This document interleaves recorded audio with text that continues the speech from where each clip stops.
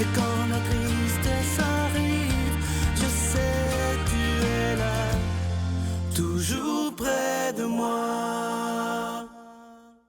Bon mardi, bienvenue à votre émission La Victoire de l'amour. Aujourd'hui, comme on le fait tous les mardis depuis un bon moment, on rejoint quelqu'un qu'on apprécie beaucoup. C'est un beau vent de fraîcheur dans l'équipe de La Victoire de l'amour, Brigitte Bédard.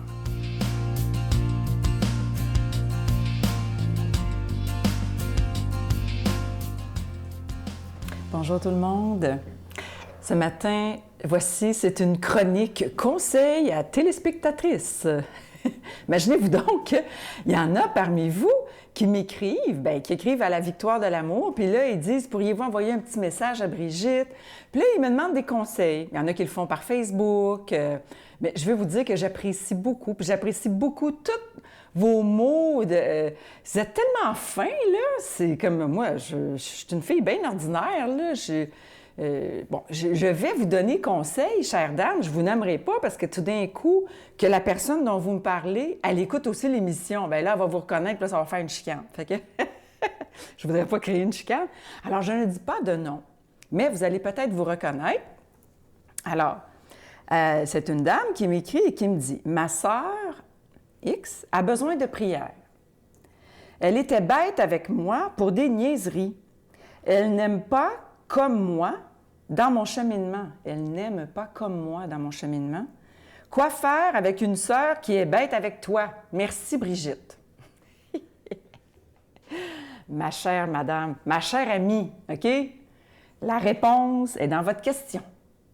Bien, j'ai prié, j'ai demandé à l'Esprit Saint, « Seigneur, que veux-tu que je fasse? » Puis il m'a dit, je pense qu'il m'a dit, que la réponse était dans votre question. Vous dites « Elle n'aime pas comme moi dans mon cheminement. » Donc, ce que je comprends là-dedans, peut-être que je me trompe, mais ce que je comprends, c'est qu'elle n'est pas proche de Jésus comme vous êtes proche de Jésus. Donc, vous aimez, vous voulez aimer à la manière de Jésus. Puis qu'elle, c'est pas ça sa vie. Peut-être qu'elle n'a pas la foi du tout.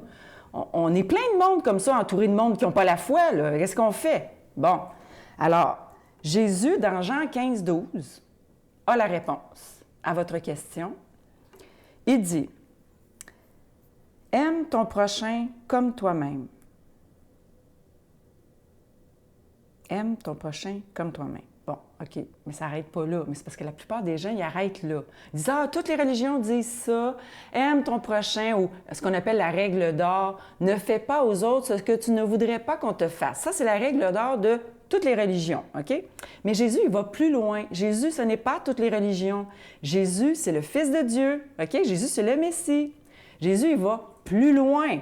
Il dit, dans Jean 15, 12, « Aimez-vous les uns les autres comme je vous ai aimé. » Comme je vous ai aimé. Comme je vous ai aimé. Ça veut dire quoi? Jusqu'à la mort. Ça veut dire que des fois, je dois me laisser tomber mon idée, vouloir avoir raison, pour juste être en paix avec l'autre.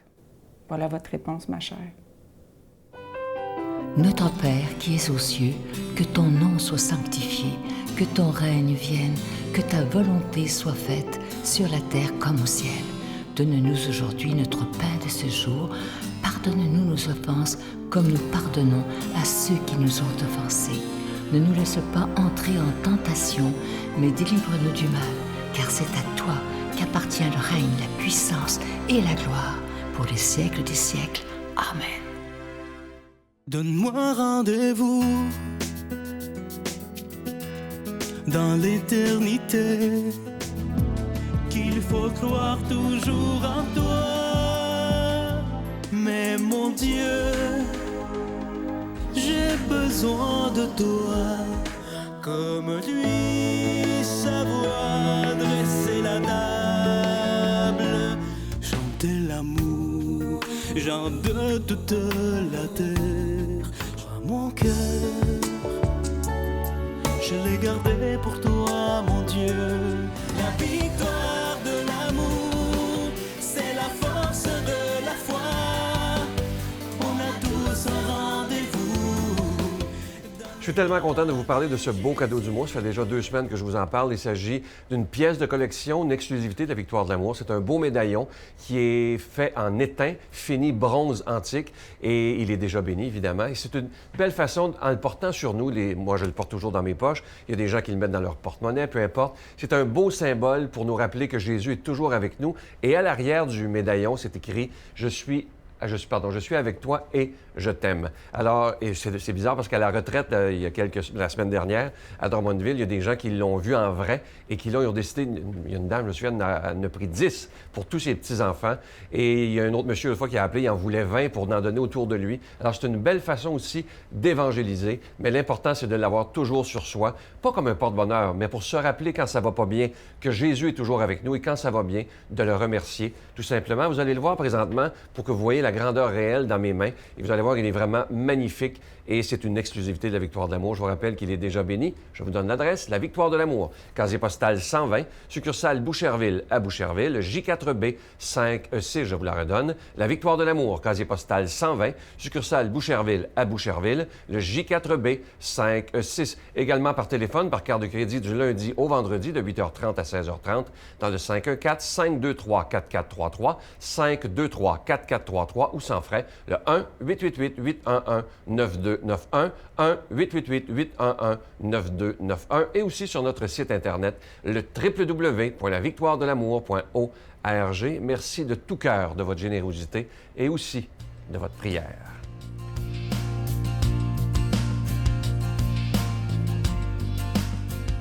Mon Dieu, donnez-moi la sérénité d'accepter les choses que je ne peux changer, le courage de changer les choses que je peux et la sagesse d'en connaître la différence. Amen. Aujourd'hui, la parole de Dieu sera proclamée par l'abbé Jean Chrysostome.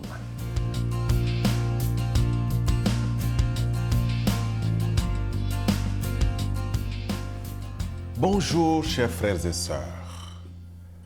Bienvenue à cette émission de la Victoire de l'amour avec ces textes de l'Évangile qui nous est proposé. Il est tiré de l'Évangile selon Saint Jean au chapitre 10, du 22e au 30e verset. Voilà le texte. On célébrait à Jérusalem l'anniversaire de la dédicace du temple. C'était l'hiver. Jésus allait et venait dans le temple sous la colonnade de Salomon. Les Juifs se regroupèrent autour de lui. Ils lui disaient « Combien de temps vas-tu nous laisser dans le doute ?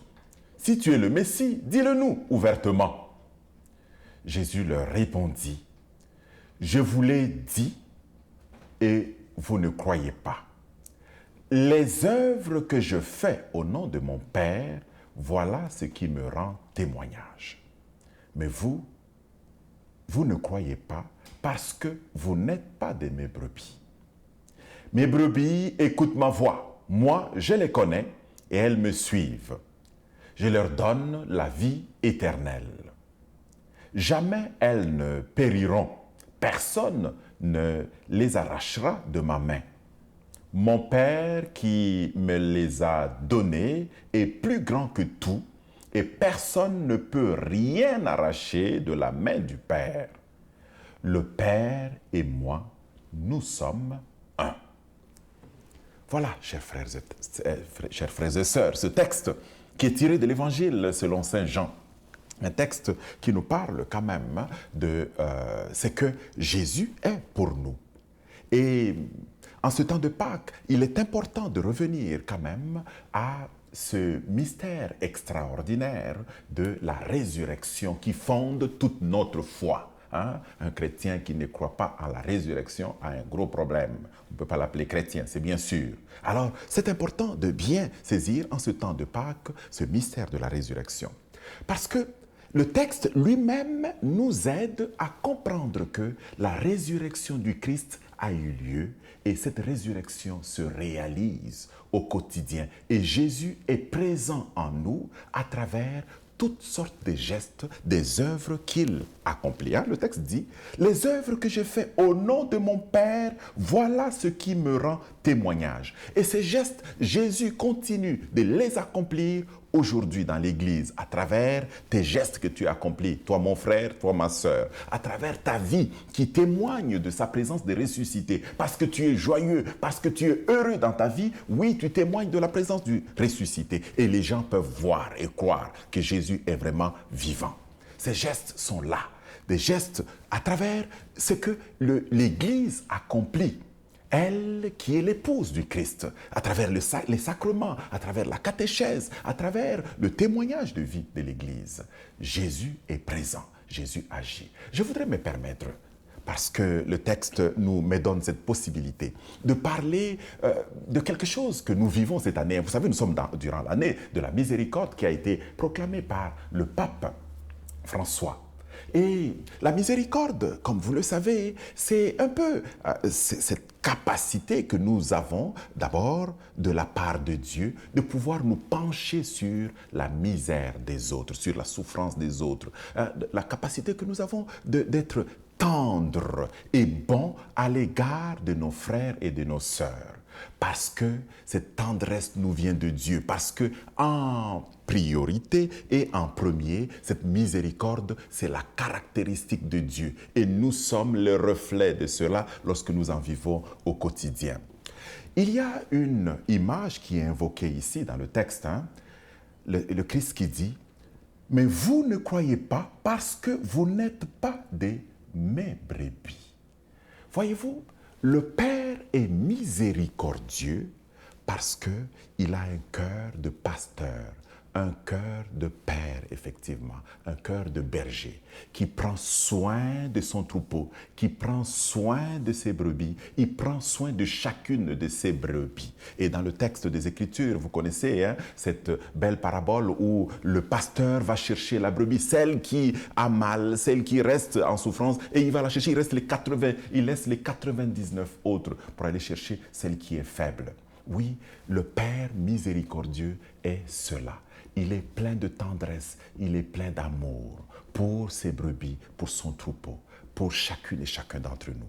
Et puisque nous sommes aimés de lui, et puisque nous rayonnons, nous subissons en quelque sorte l'influence de cette miséricorde de Dieu, puisque nous profitons de cette miséricorde de Dieu, du bon pasteur, alors nous sommes comme irradiés nous-mêmes et nous pouvons, nous aussi à notre tour, déployer les gestes de miséricorde dans notre quotidien. Et en déployant ces gestes de miséricorde, alors nous sommes des signes de la présence agissante du ressuscité dans notre milieu. Nous sommes les témoins de cette présence du ressuscité. Alors, des hommes et des femmes de notre temps peuvent voir cela et alors s'attacher au Christ et écouter sa voix. Que cette journée soit l'espace où nous faisons cela, au nom du Père et du Fils et du Saint-Esprit. Amen. Je vous salue Marie, pleine de grâce. Le Seigneur est avec vous. Vous êtes bénie entre toutes les femmes, et Jésus, le fruit de vos entrailles, est béni. Sainte Marie, Mère de Dieu, priez pour nous pauvres pécheurs, maintenant et à l'heure de notre mort. Amen.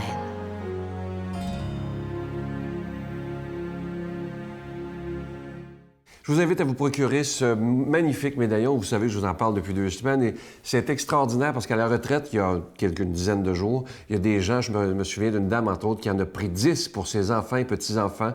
Un autre monsieur, une vingtaine, imaginez, c'est inimaginable comment les gens aiment, surtout quand on le voit en vrai. Je dois vous dire qu'il est d'une beauté extraordinaire. Alors, évidemment, vous savez que c'est avec un don de 25 $. Si vous en voulez 2 et plus, les autres, c'est 20 $ chacun. Et vous recevez un reçu d'impôt. À demain. Bye. Même quand on est prêtre, on peut faire de la peine des fois à des gens. On dit la phrase au moment où il ne faut pas la dire, où on manque l'accueil qu'on voudrait faire. Et je disais ça parce que je terminais en disant ça, oui, je vous ai peut-être fait de la peine, mais je vais vous dire une chose, c'est que je vous ai toujours aimé, puis je vous ai beaucoup aimé. Tellement aimé que parfois aimer, c'est beaucoup souffrir aussi pour les autres et pour ceux qu'on aime.